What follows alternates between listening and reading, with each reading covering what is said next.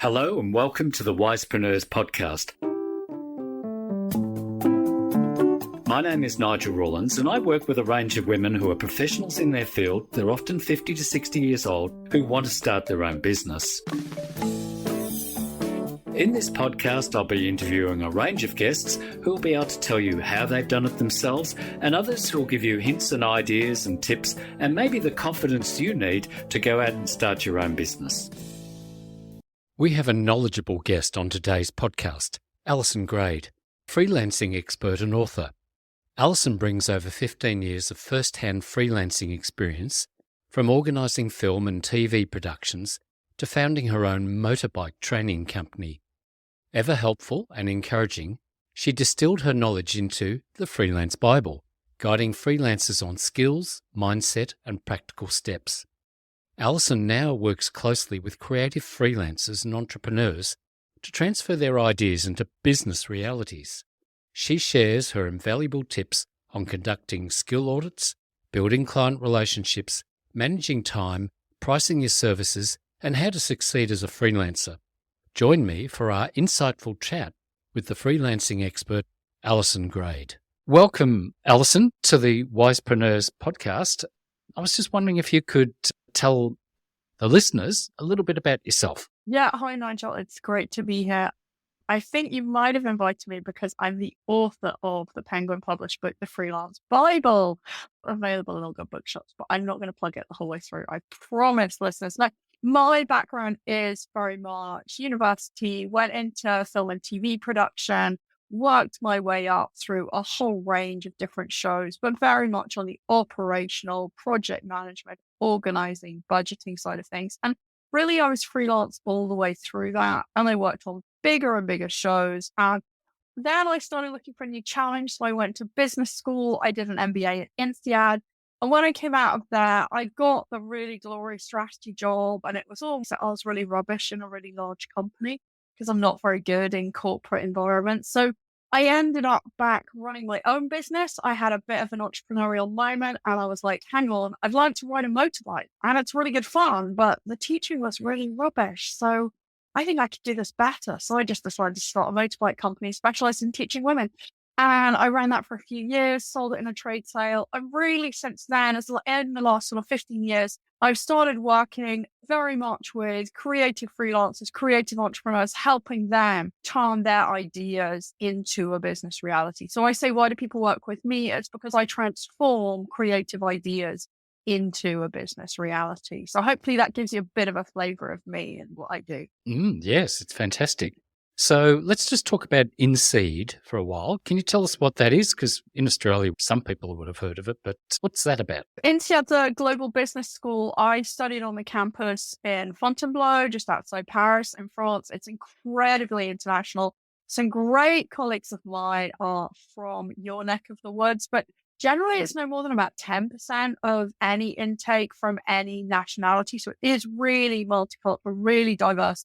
And it's a business school. So it's all about understanding business and really delivering on corporate strategy, finance, macroeconomics, microeconomics, like every aspect of business. I think what makes it great is it's really intense. You're there. Everybody's in it full time. You're there for a year. And it's the people, it's the discussions, it's the conversations. It's a fantastic place. But what I see is that I was probably a bit of an outlier.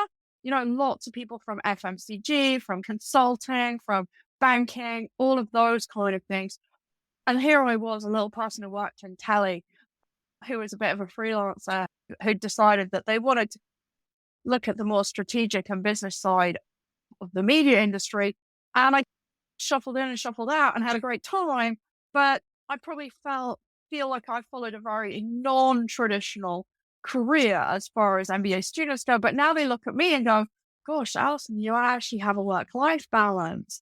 You can pick it up and put it down. It's that piece. And I think now, as we're all, 20 odd years outside of business school, people are starting to go, hang on, is the corporate thing really what I want? How do it's all I've known. And I think that's the really frightening bit, is it's all people have known. And that's where the challenge point comes. And that's where I think our kind of stories overlap, if you like, in terms of freelancing. Yes, so that's what I want to get into a bit now then. So the book, how did that come about? The book was really interesting, actually, because I was working with a local university here in Birmingham in the West Midlands, and I was asked to do a consulting project for them around what they were doing for their art, design, and media students in terms of employability and what was the heads of department doing. And so I did my consulting project like any good MBA does, but I kept having all these meetings with the heads of schools, and they were saying to me, we do this, we do that, we do the other. And I kept thinking, well, hang on, what if you're not mentioning all these students that are going to go and be freelance?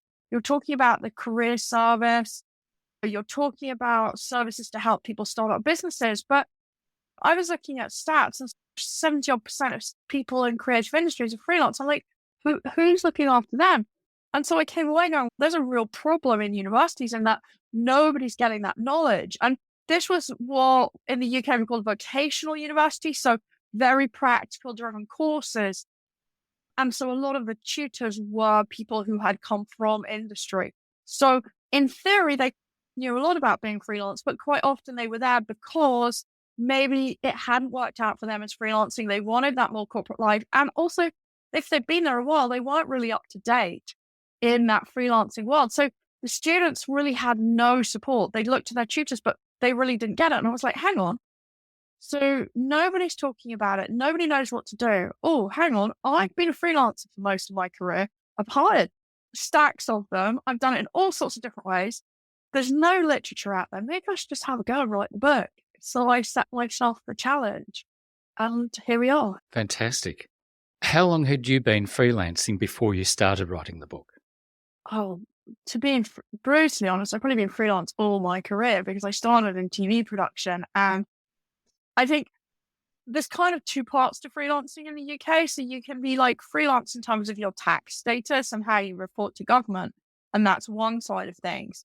But in film and TV, you might get paid through the traditional payroll, taxes, deductions, but you're only on for 6 weeks, 3 months, because that's the length of the production. So you need to have that freelance mindset. So I approach it from not what does the government say about how you pay your taxes, but if you are somebody that constantly is on a fixed term contract and has to find work for them to do next, but to all intents and purposes, you're freelancers, how there's a myriad of ways you might pay your taxes and sort that out. So in a lot of ways, I really had been freelance throughout my career. I don't think I stayed anywhere longer than 2 years. Okay, there's one thing that has been on my mind about freelancing. I have no idea what to call freelancers anymore because I've got this great big list, and this is half the list. Self-employment, self-employed, agile talent, on-demand talent, freelancer, solopreneur, blended flexible workforce, talent cloud, independent professional, independent business owner, freelance talent, independent professional worker, independent consultant, professional expertise, consultant, indie consultant. What do we call a freelancer nowadays? Is it a freelancer? Yeah, it's definitions we're struggling with here. And I can add another few to that list: portfolio worker, side hustle, gig worker. There's a whole load. And I think it's very divisive. And I think we just want to all stand together. And I think there's some great work coming out of the States with Matt Matola and John Younger and people like that, where it's just like, this is an industry, and they just call it and they say our industry. And it's, let's all just get together, guys, because together we're stronger. And actually, where we've all chosen to go, I'm a this and I'm a that and I'm the other, it's, hang on, then we can't have that national conversation or that global conversation. I heard Matthew Matola and John Younger talking about it. And I did speak to John Younger on one of the interviews for the Wisepreneurs. He's fantastic. I think he's 70 and he's still working. When we were speaking a bit earlier, you talked about your INSEAD colleagues who are wondering about their work and whether they would like to go freelance. Whenever I think about freelancers, I think about people writing code and doing all this sort of stuff. What would you say is in the spectrum of freelancing? They're not all coders, are they? Or what are they? Oh, I think anything you want to ply your trade at, you can. freelancing. I think when I first started writing the book, in my head, I was trying to work out, who am I talking to? Who is my audience? And I think where I got to and what made freelancing different from, say, starting a business is generally you're selling B2B services. So you're selling your services to a business. And, often it's seen as trading time for money. And I really encourage the freelancers I work with to move beyond that trading time for money into the value and the impact and the outcomes you can deliver for your client, because that changes your perceived value, their perceived value, and unlocks a large chunk of cash quite often, which is always what we want. Yes, now we'll have to talk about value in a moment too, because I guess when most people start out, they don't know how to price their services and they just go on time, which is unfortunate. It's just not a way to make a living because they've got to survive, and that's going to be the biggest problem in the first year of going out. If some of your friends are from INSEAD, they've got MBAs, they've been working in a corporate environment, and we've just had the Gallup report for workplaces come out for 2023 and saying that majority of workers are slow quitting or they're stressed out.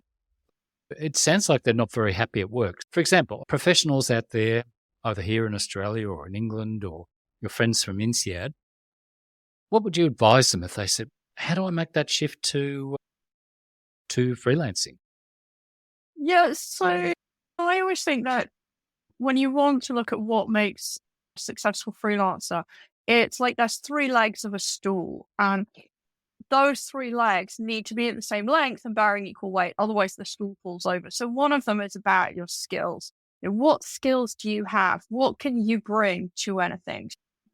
In the book, I talk about a skills audit and looking at where you're at, what skills do you have? And those can be like the very technical skills to do your work, but also not underestimating your soft skills, your professional skills. If you've worked in a corporate environment and things like that, the knowledge you have about how big companies work, the politics, the bureaucracy, who does what department does what, things that I run a mile from. But if you sit in a corporate environment, you're going to understand that. You're going to be able to talk that language. And your hobbies and interests. And if you're really passionate about gardening and you do marketing, well, find a company that does gardening things because you're going to bring value to that as well. So you can mix things up. So you've got to have the skills to deliver for people. Then you've got to understand, you've got to have financial drive to earn a living doing this. So what do the numbers look like? How much do you need to live on? What does that look like? And unlike traditional employment, you're not going to get that same paycheck every month. So what do you need over a year? And start to think about how many days, a month, a week, a year do I need to work, or how many weeks? What does that look like? Because it's not going to be 50, 52. I work on about 24 to 30. If you can make that balance, that's a really good starting point. And then you've got to have the desire, the passion to get your message out there. If nobody knows you're available and what you can offer, why they should take you on as a freelancer, they're never going to book you. So you've got to have those 3 legs. And I think it's the finance piece is really scary, but when you start to break it down and realize what you add as value, especially when you're coming from that MBA environment, you're highly skilled, highly valued, thinking about where in your organization do people come in? Where are there problems that you could fix? All those nitty-gritty problems that big corporates have, big companies have, that those things that never get done on the list that are critical, but they're not important enough. Freelancers often come in and get those projects moving and get traction. So where are those opportunities? And so it's about that balance. And I think the hardest bit that people have is understanding the value that they bring and having the confidence to go out and say, hey, will you take me on? Because it feels much more personal than, say, a traditional job search does. No, well, that was one of the issues that I've been noticing. And that's why I think it's becoming more exciting, that companies are beginning to realize it's cheaper and it's quicker to find somebody who's really talented to come in and work on a project. Otherwise, they've got to go through the employment thing and all the on costs and stuff like that. And that's why I think there's a lot more opportunity right now for people to start looking at making that shift. And that's what I think. All right, we've got somebody who's got some talent. They've recognized what it is. See, that's going to be the other issue, because a lot of people are going to think, I just do my job at work. What do I really know? So how do we help them identify what those skills are? Yeah, I think you make a really good point there. And one of the things I always encourage people to do when they do their skills audit and really start drilling down into it is to get some corroboration. Have you got a trusted friend, trusted colleague, somebody who knows you well, somebody who'll speak truth unto power? Because what happens is the things that we take for granted in ourselves are often the things that others most value in us. But because we take them for granted in ourselves, we cannot see them. We can't see them. So therefore, we can't see that as a skill or a value that we bring. I can give you a couple of examples from my work. So when I worked in TV production, my role was very much production manager. So I had to be super, super organized. Everyone had to get to the right place at the right time, not spend too much money. It was really fast paced, quick turnaround stuff. So when I started working as a freelancer, doing more consulting, workshops, that kind of thing, I brought those same organizational skills. And people say to me, Alison, you're so organized. And I just looked at them. And it's that sort of Scooby-Doo face that cannot compute, because I was like, don't you just have to be organized to be a freelancer? They're like, no, not like you do it kind of thing. And I was like, oh, that's, it's like your superpower thing. It's, I bring that to the table. It took me a while to go, oh, people really value this. This is part of who I am. And you have to lean into it and go, yeah, I can do that. So it's trying to work that out. And then we did an international project with the British Council in Sudan. And I didn't bat an eyelid jumping on a call with the Sudanese, because I'd been in this multicultural environment and international environment with INSEAD. So I dealt with people from all over the world. So it didn't faze me. But my team were a bit like, well, what do we say? How does it work? So there was a sense of, okay, I didn't realize until people reflected back that this was not a normal way to behave. Like most people had not had this experience. So it's taking that step back and thinking, what do I bring in that context? What do I understand? Does that make sense? Yeah, I think so. They really do need somebody who says, but look, you can do all this stuff. I think one of the things we mentioned before was soft skills. And one of the things I was reading, again, John Younger article, I think it was that when a company brings somebody in, they don't want somebody brash who can't talk or can't communicate or can't work with anyone else. So they do need people with soft skills. And they're going to be critical. But they also need some sort of capability that they can actually do the job. Can I just bring up one thing? Sorry, it just went back to the value that people bring. And I think when I look at why companies bring on freelancers, I think that's always a really interesting conversation.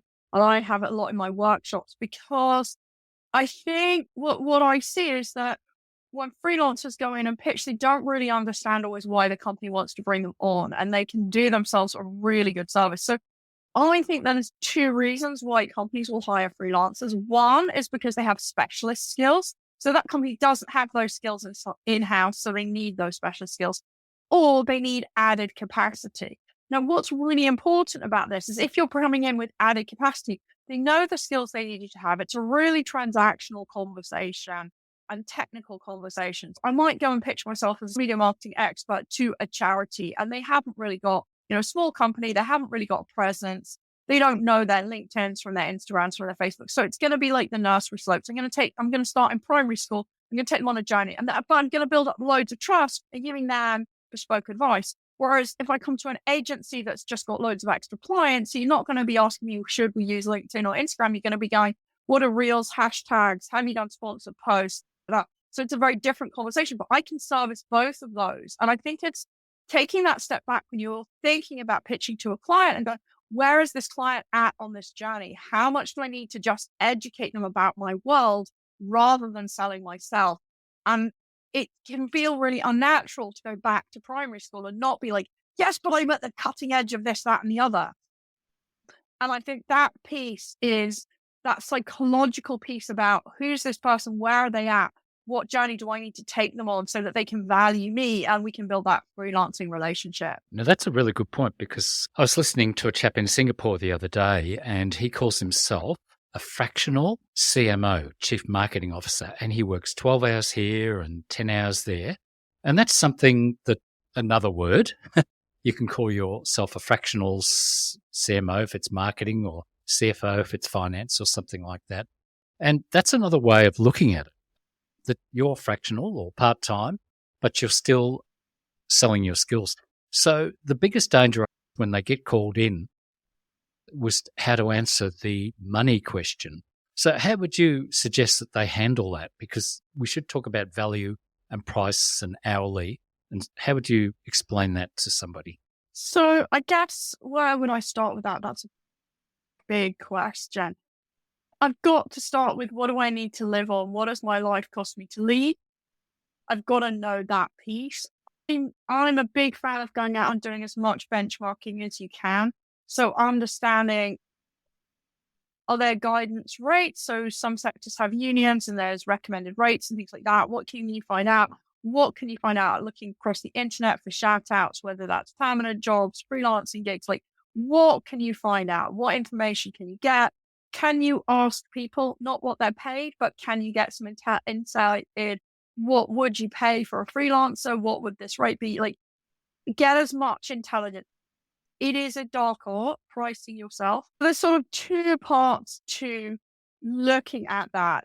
I got some really good intelligence when I was first starting out, when I was trying to move to a freelance production manager role. Somebody said to me, you're not going to get taken seriously that you are a freelance production manager unless you say you're on. It was back in the day, it was quite a long time ago, unless you're on £500 a week. And at that point I was on 330 because I'd been at the company for a long time and I'd gone sky high, but I hadn't had the money to relate. So I went to this job interview for this freelance production manager's role on this show. And they said to me at the end, so Alison, what's your rate? And I had to take a deep breath and squeak out. And so I had to squeak out, oh, I'm on £500 a week. And then in that case, we'll give you 525 because it brought that credibility. So there's a credibility piece of knowing what that client is expecting to pay.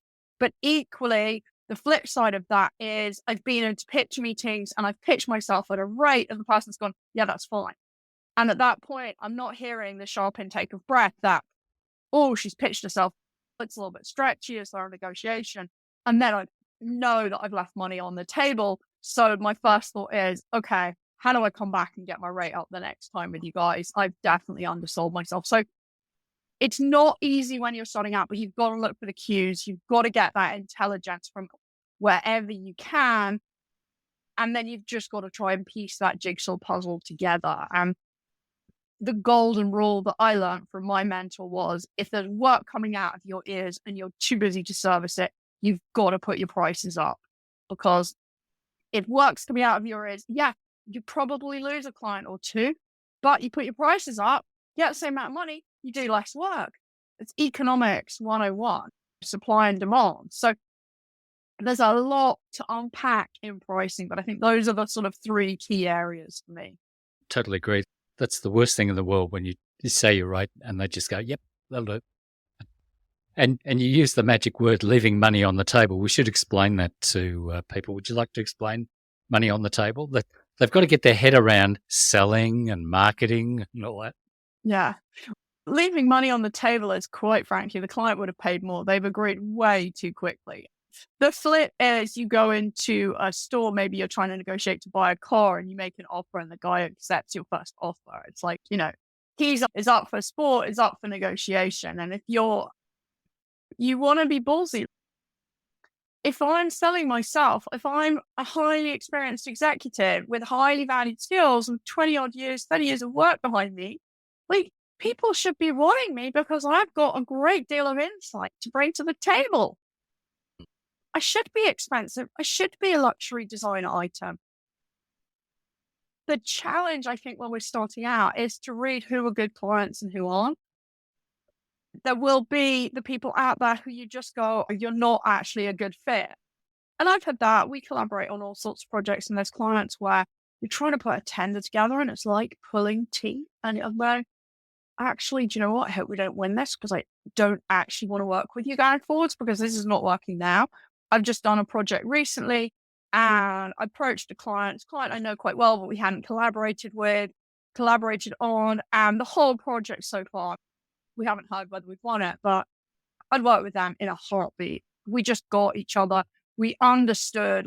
They knew what I was bringing to the table. I knew what they were bringing to the table. It was a really good fit. And there's an absolute commitment that this is the start of a relationship where we will work together. Whether it's this project that we've bid for now, who knows? But it's that you're looking for that. It's dating. It's who do you want to go out with? Who do you want to date? If it doesn't look and smell good, it's probably not the right person. I totally agree there. Annoying clients will eat you up, I can tell you. I've worked with a few, and you end up working for nothing, and you just, especially when you first start out, it's really hard to say no to a client because you're desperate to get started and get some money coming in. And the danger is, for some strange reason, some of the tricky ones find you. They're very good at finding vulnerable people who are desperate to get started. That's actually what they're very good at. I really don't like to work for nothing. I've occasionally done that for projects with people, but ultimately they don't value me because they're not paying me. So if I send them something over, however well it is, they don't review it properly. And it's only when it's just got to that final sign-off piece and then they go, oh, there's 45,000 changes, because they haven't paid attention to it. There's no value in the chain. Nobody's got skin in the game. When people have been working for 20, 30 years, you've got networks. You've got people who know you exist, think you're credible. Like, start with them. Start small, but start with those people who are in your network. Get them to try you out. Get them to give you a recommendation.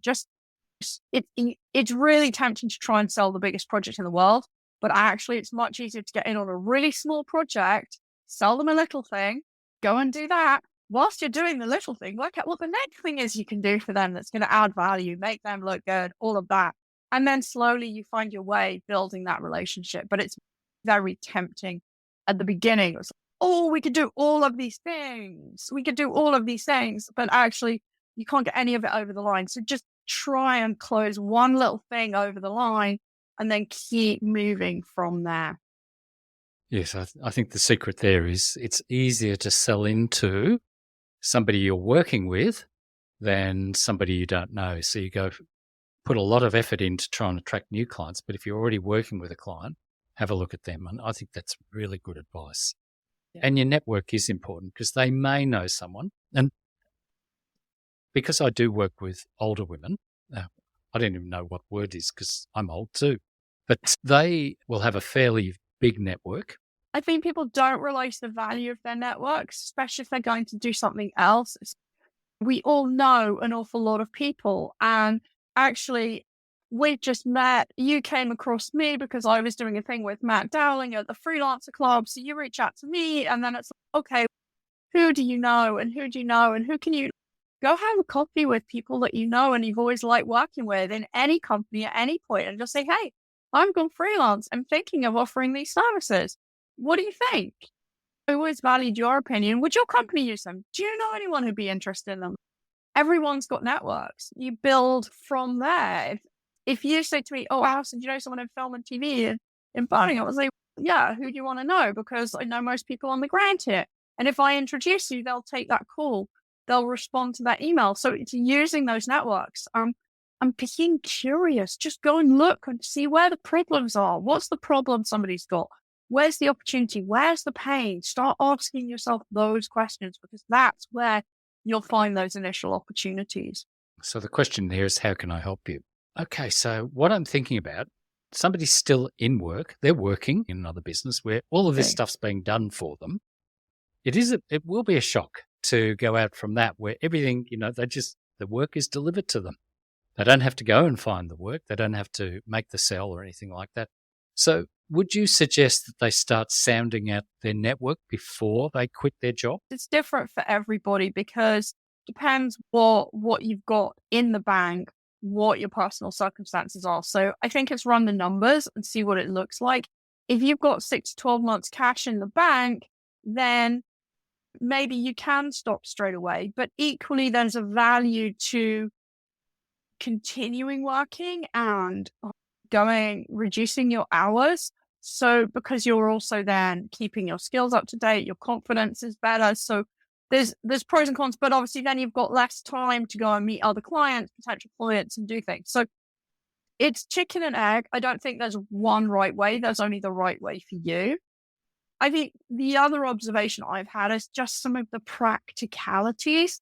People who've been very much in a corporate environment are just like, I've got to look after my own IT. What computer do I buy? How do I set it up? Just like really smart people going, oh my God, I need to buy a computer. I don't know what to do. It's that kind of thing as well. Like you're used to having, an IT department and this, that, and the other. But the challenge is when you're freelance, actually, you do have to troubleshoot that. But the good news is there's always a local IT person around who's very good, and you just need to get someone on the end of a phone or a Zoom call to assist. It's some of those basics can be quite overwhelming and daunting for people if they've not had to do that.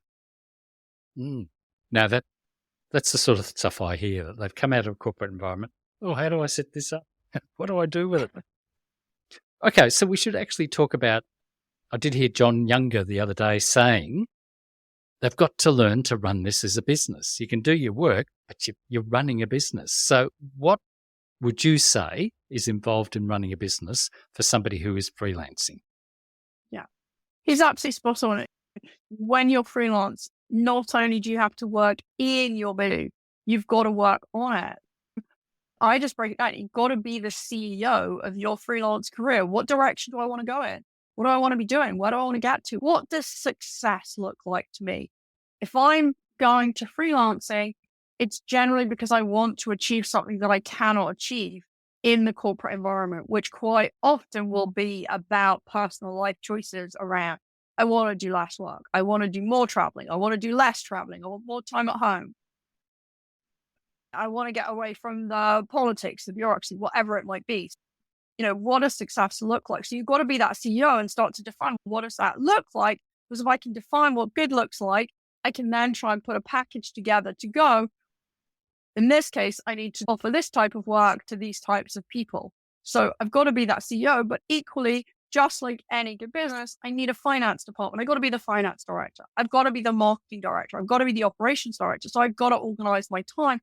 And part of the reason that I always look to say 24 to 30 weeks of paid work a year is to allow me that time to be the CEO, to be the marketing director, to be the finance director, to be the sales director, to be the operations director, so that I can organize my time. And that's all factored into what I charge to my clients. Yes, I think that's a secret too, isn't it? That all the time you get in a week cannot just be client work. There's all this other stuff you've got to do as well. And the marketing can never stop. I've spent all day writing an article for tomorrow.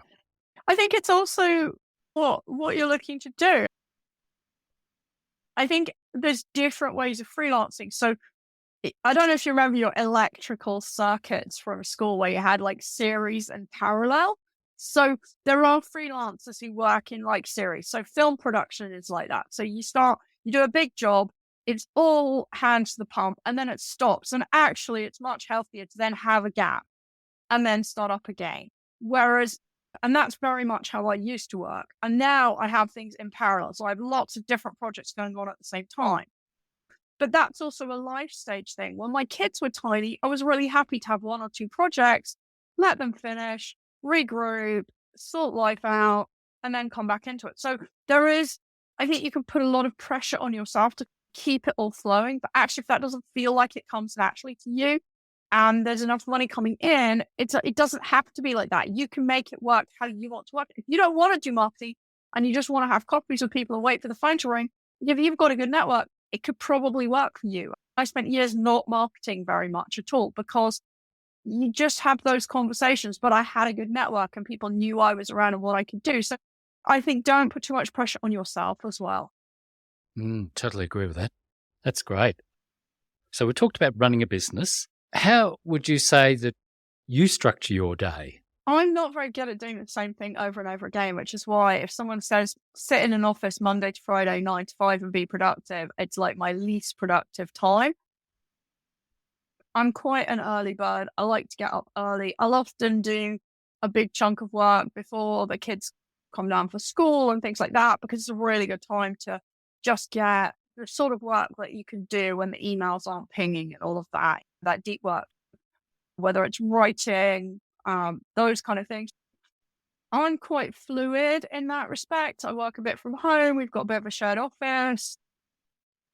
I'll dabble between the kids and work, and it's a bit more blended and fluid, which works for me because I can keep lots of things moving whilst not necessarily being chained to my desk. And for me, that flows a bit into the weekends, but that kind of works. For a lot of other people, they want a bit more structure, rigidity, and that's cool too. I think you've just got to know what your boundaries are. And equally, if I'm really tired and I haven't got the energy to get up and I just don't do something, if I've got a really hardcore deadline, of course, I'll get on with it. I don't get up and say, I've got to be doing something at 6 a.m. because that's what I do.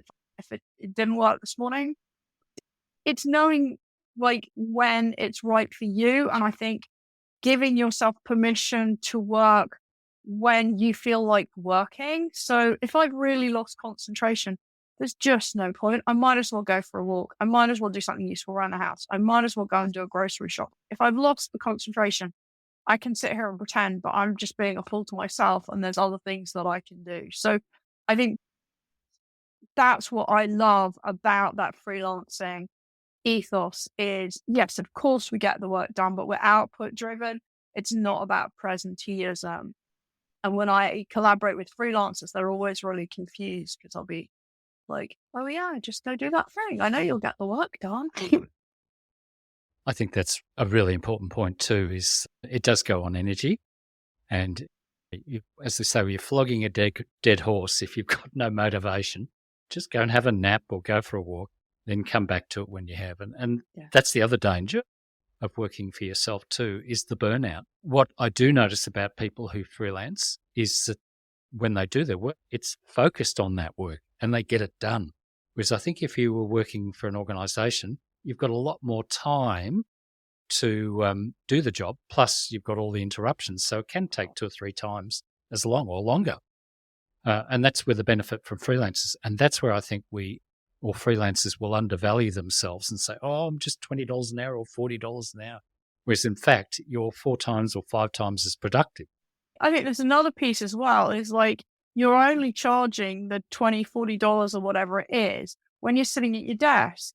So when you've run out, and we all get to those creative blocks or whatever it is, we're trying to work something out. We've got to a point, I call it creative blocks, I say in creative industries, but we all get to a point in our work where I've gone as far as I can go and I'm now scratching my head and I don't know what to do. So you go for a walk or whatever, you're going around the supermarket. You're not on the clock with the client because you're in the supermarket, but actually you have the light bulb moment because it's all going on in your subconscious. And where do you have your best ideas? Walking the dog, in the shower, cooking the dinner, when you're not trying to think about it. And we did a lot of work in the UK last year around creativity and working with people who were coming up with TV shows for unscripted and talk about brainstorming and when do people have their best ideas. And not one person said sitting at my desk in the office. So value that time as part of delivering for the client. And that's why moving from a time-based model is really important, because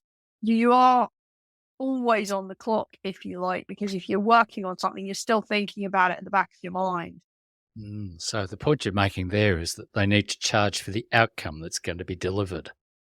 Absolutely. Outcome delivered. That is a good point, Nigel. No, it just hit me because that's the hardest thing to talk to people. How much do you charge?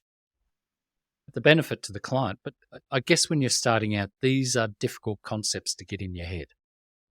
In a meeting and everything's going through your head. How am I going to do this? Yeah. You're already starting to think about, I'm going to do this and I'm going to do that. And then when it comes to the money, But I think with experience, you get an idea of the value of it anyway. I think when you're in that meeting though, and you're pitching yourself, I always encourage people to think, okay, so if I'm in a meeting in a big company and I'm pitching what I can deliver as a freelancer, the chances are that person has then got to sell me to their boss. So I need to give them the words, because what is their boss going to say? how's this going to add value to us? How's it going to help us achieve our KPIs? How's it going to deliver our strategy? So that's what the boss is going to say to the person I'm pitching to. So I've got to give them those words, not just this is what I'll do, but how is it going to deliver for the company? And I think it's really hard to think about it from your point of view. But if you then go, how's this person going to sell me to their boss, and what question their boss can ask, that comes really naturally. So that's what you need to be thinking about in your pitch. Oh, definitely. And you've got to know that that's going to occur. Who's going to make the decision? My mentor said money, authority, and need. Have they got the money to pay you? Has this person got the authority to hire you? And what's the need? Because if you can't identify the need, you can't pitch it anyway. And you've got to have all that in your head when you're doing it. So tell me, you're doing some training as well. You're helping entrepreneurs become freelancers. Can you tell us something about that? Yeah, I do a lot of work here in the UK with creative freelancers, a lot with further education and higher education around how to be the best freelancer that you can be. And you're just starting at uni, start thinking about freelancing now, use it to bring in money whilst you're studying, because you don't get that hugely supported here in the UK. So a lot more students than ever are needing to work whilst they're in uni. So rather than going for those traditional hospitality jobs, how can you get into freelancing now? It will help with your portfolio. So that piece. And then also when they're leaving, like that soft landing piece, lots and lots of work in that space, working with a lot of creative community organizations. They might have an arts community called Creatives. Down the road, they've got me in for a project to help their community. So lots of that. But also, I think one of the challenges, certainly here in the UK, I can't speak for Australia, freelancing is not part of education policy. So young people need to know about employment and they need to know about starting a business, but freelancing doesn't fit in either of those. So really starting to advocate for change in that space, but also looking to move into that space where we upskill the educators, the teachers, the lecturers, the careers advisors, the enterprise educators, all of those people to really help students embed that knowledge. So that's a key piece that we're doing. What we're also seeing is that freelancing as well skews young and old. It's really interesting. So I've done a lot with the younger people, but also starting to now, like yourself, go, okay, so where are some of those older audiences? What does that look like? And that's certainly here in the West Midlands where I'm at. We are really looking at the skills needed in the region and how we can very much keep those older, not very old, but older in policy speak workers, how we can keep them creating value, because actually that saves on healthcare and all sorts of things down the line, because their mental health is better, which keeps their physical health better. So there's really positives for all of that. So yeah, it's a really interesting time at the moment. And freelancing's never been more on the map than it is now. Oh, definitely. I think we're right on a wave. I read there's 70 million freelancers in America and multiple times that across the world. So it is growing. And as you said, and I think this one thing we've got to think about is in the regions that we live in, there's a lot of work there, but it's a matter of people identifying who can do it, because they're not going to be able to attract full-timers when in fact some of those jobs, they only need a day a week or a half day a week or something like that. For the same budget, you can have one person full-time or somebody part-time. What skills do you need? How much work is there to do? You're in Australia, I'm in the UK. Actually, as a freelancer, there is this globalization of opportunity now. I can work with anyone, anywhere. And a colleague of mine, Neil, runs a company called the Audio Suite, and he actually moved out to Australia and he's got the Birmingham operation. What happens is people are shooting in the UK during the day. He does the audio. They send it down the line in Australia. He gets up in the morning, does the work. The Brits go to bed, they get up in the morning, and it's all done. So there's things like where the time zones can actually really impact and help you deliver and keep things time critical. So there's some real value points that you can bring in. So it's just, I think that the whole globalization of opportunity is there. COVID's really brought it out, is you can work with anyone, anywhere. And that's a positive and a negative. So it's, what does that mean for me? Where does that work? But I think the time zone piece in certain sectors can be really valuable if you can put that need in there. People have never seen something be possible, but now it is. Oh, I think that's incredibly important because as I run a marketing services company and I employ people all over the world, I've had a couple of guys in Spain have done work for me. I've got people in the Philippines, Vietnam. I tend to try and keep in my time zones because you can get some feedback, but the Europeans are good too. I've used people all over the world. And that's one issue for freelancers. You can hire other freelancers to help you. Price your time. That's the main thing is don't try and do everything because you'll stuff it up if you're not good at it, especially, say, web work and all that. I've done lots of websites, but I don't do them anymore. My subcontractors help me do that. Is there anything else that you can think about that we haven't touched on that you'd like to say something on? Oh, I think we've covered so much. We've done well. We have covered a lot of ground. I think for me, freelancing is just so liberating to have that independence and autonomy to make your own decisions. And I don't always make the right decisions as a freelancer. I'll choose a client and I go, oh, gosh, I really don't think I want to do that.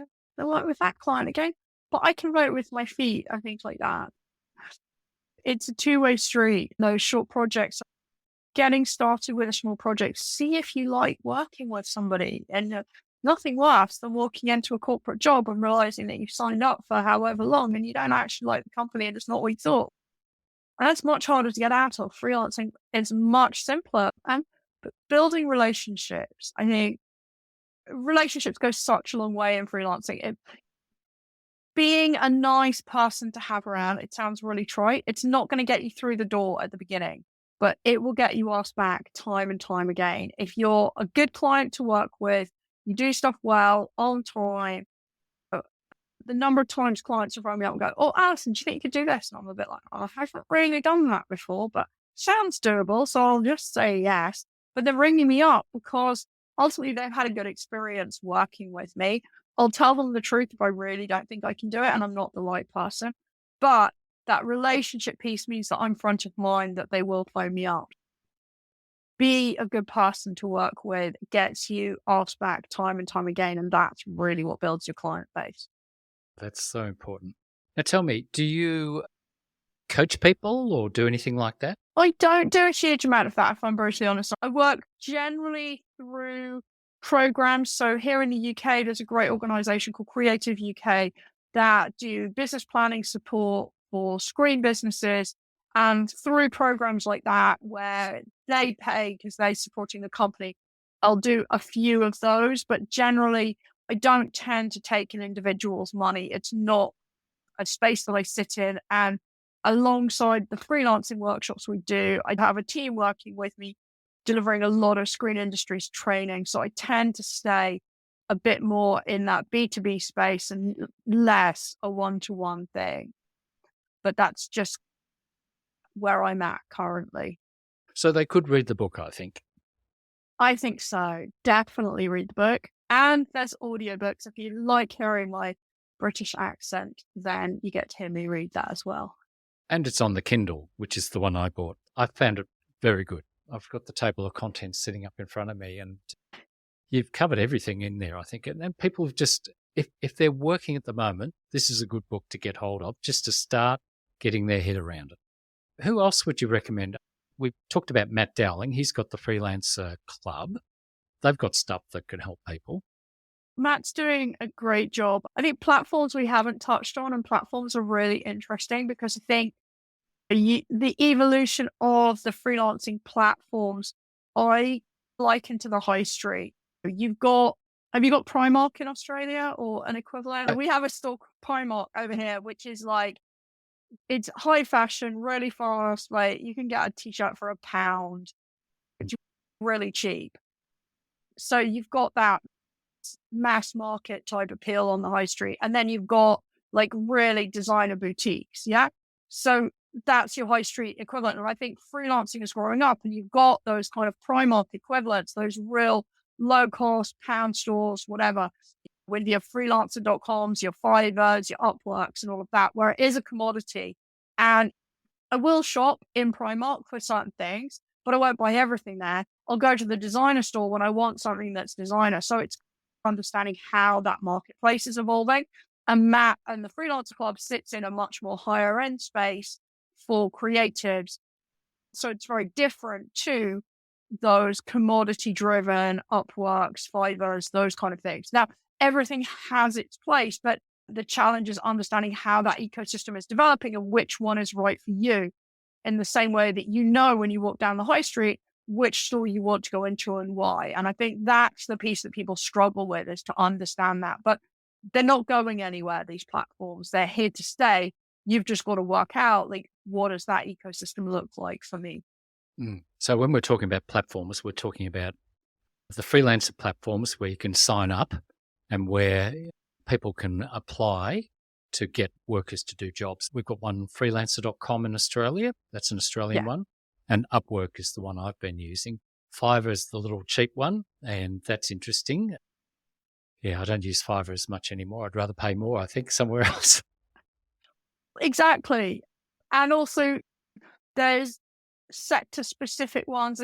There's a million of them, and it's a really complex marketplace. And I think what big businesses are struggling with is how to engage with freelancers, because it quite often comes through this networked model of, me will get you in to do a little project. But actually, if you want to scale your use of freelancers, that network model starts to fall over quite quickly. So how do you source freelancers at scale? And that's really the space Matt Mottola very eloquently calls it the human cloud. And that's what we're talking about. And that's the place where they're looking at, what does that mean if you're talking to Microsoft or the really big boys or girls? What does that look like? How do you bring in scale freelancers? That's the piece that is coming, but it's not quite there yet. And there's lots of people playing with that. The platforms and the marketplaces are going to keep evolving. And there is going to be, like, you're going to go to different ones for different things. And that's just a fact of life. And so we just need to embrace that rather than just going, oh, there's this one platform, that's mine, that's the only way. It's never going to be. Totally agree. It's coming. It's really coming. Okay, so how would you like people to contact you or find out about you? Yeah, probably my main platforms are probably LinkedIn and Instagram, with a bit of X in there, but I'm a bit hot and cold on X at the moment for obvious reasons, formerly known as Twitter. Although I don't know why everyone has to keep saying that. So yeah, contact me through there. My website's alisongrade.com. Yeah, always love to hear stories, love to hear what people think of the book. If you enjoy it, Amazon review goes a long way. So yeah. Fantastic. All right. Thank you very much, Alison, for joining me and the Wisepreneurs. Thanks for having me. I'm looking forward to continuing to provide you with engaging and informative episodes to help you level up in your entrepreneurial journey. Thank you for joining me on the Wisepreneurs podcast.